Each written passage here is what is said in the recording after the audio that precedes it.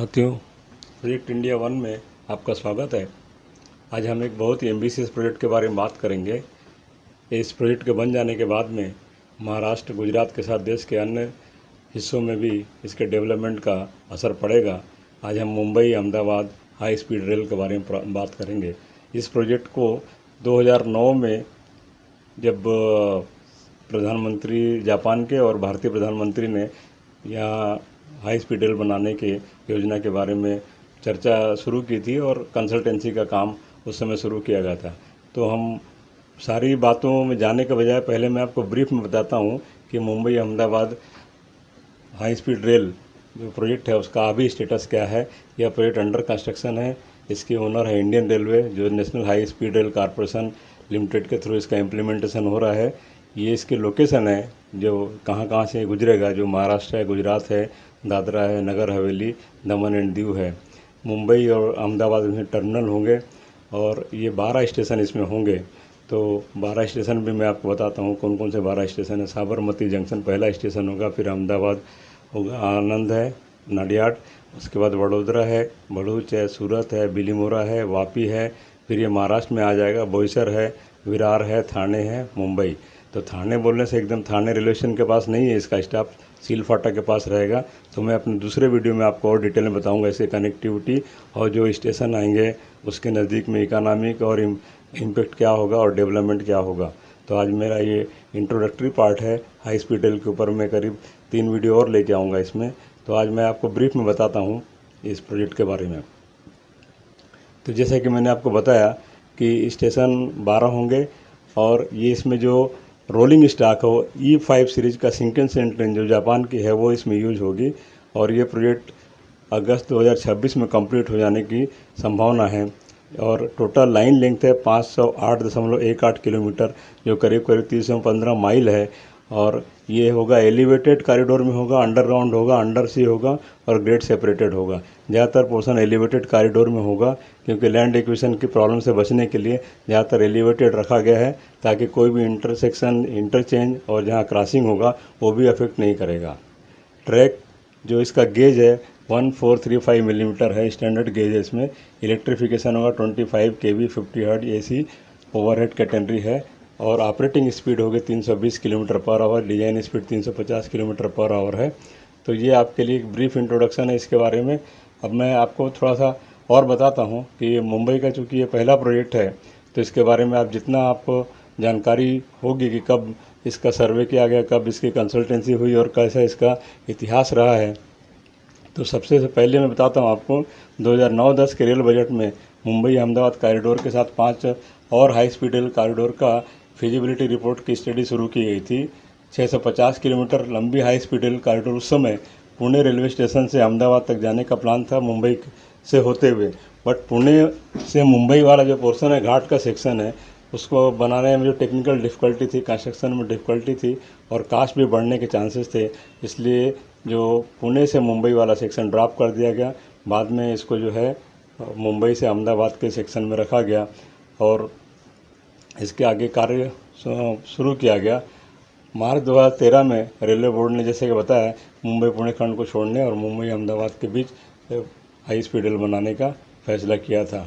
भारत और जापान ने सितंबर 2013 में नई दिल्ली में मुंबई अहमदाबाद कॉरिडोर का एक जॉइंट फिजिबिलिटी स्टडी करने के लिए एक MOU साइन किया और 29 मई 2013 को तत्कालीन प्रधानमंत्री मनमोहन सिंह और जापान के प्रधानमंत्री शिंजो अबे के बीच जो जॉइंट डिक्लेरेशन उन्होंने दिया, उसमें इसका जो कंसल्टेंसी है, जो फिजिबिलिटी है, उसके ऊपर काम करने के लिए, और वो दोनों उसके बराबर उसमें जो एक्सपेंडिचर होता था कंसल्टेंसी के लिए वो दोनों साथ में बियर करेंगे, ऐसा उन्होंने MOU में साइन किया था।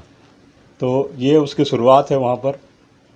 बाद में मोदी सरकार के आने के बाद में इस प्रोजेक्ट में ने गति पकड़ी और महाराष्ट्र में और गुजरात में इसके ऊपर काम शुरू हुआ।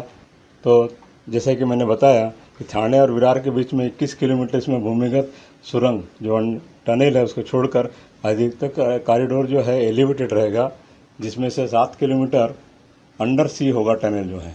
इस क्षेत्र में आने वाला जो फॉरेस्ट है और बाकी भी जो इन्वायरमेंटल जो उसको सेफगार्ड के लिए ये टनल का ऑप्शन चुना गया। बांद्रा कुर्ला कॉम्प्लेक्स में अंडरग्राउंड स्टेशन जिसका काम शुरू हो चुका है, ये भी है इसमें, और करीब 21 किलोमीटर अंडरग्राउंड टनल से होके थाने जो मैंने बताया कि सीलफाटा के पास इसका स्टेशन का निर्माण हो रहा है, वहाँ पर निकलेगा। उसमें कुछ मुख्य बातें आपको जाननी चाहिए कि इसमें इसकी लागत कितनी आएगी और किराया कितना लगेगा, ये भी मैं इसमें बताने वाला हूँ। मेरे साथ बने रहिए।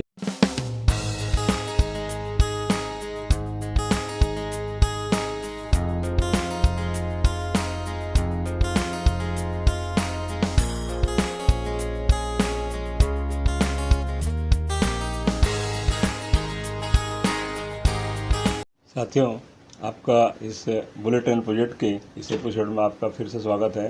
जैसा कि मैं बता रहा था आपको, इस प्रोजेक्ट की लागत करीब करीब 1 लाख करोड़ के आसपास है, जो कि जापान ने इसका जो मैक्सिमम पोर्शन है करीब करीब 81% के आसपास जो पैसा है जापान सरकार ने दिया है। बाकी ये दूसरे फार्म में हैं और काफ़ी सस्ते दर में 0.1% के ब्याज दर पर 50 साल के लिए जो देने का सरकार ने निर्णय लिया। ये एक बहुत बड़ी उपलब्धि है भारत के लिए और जापान के लिए भी। जापान के इंडस्ट्रीज़ को भी इससे काम मिलेगा और वहाँ की इंडस्ट्री भी ग्रो होगी। तो ये एक बहुत ही लैंडमार्क डिसीजन था गवर्नमेंट का। तो जैसे मैंने बताया कि भूमि अधिग्रहण जो है, लैंड एक्विजिशन, थोड़ा एक डिफ़िकल्ट काम होता है, ऐसे प्रोजेक्ट में थोड़ा डिले भी होता है। तो इसको अवॉइड करने के लिए ज़्यादातर पोर्शन जो एलिवेटेड होगा इस प्रोजेक्ट में। और इसमें जो बुनियादी ढांचा है, जो इंफ्रास्ट्रक्चर है और ऑपरेशन कैसे होगा, उसमें मैं आपको बताता हूँ कि इसमें ट्रेनों को 10 और 16 कोच के बीच की लंबाई के लिए प्रस्तावित है। प्रत्येक ट्रेन में 1300 और 1600 यात्रियों के बीच यात्री क्षमता होगी।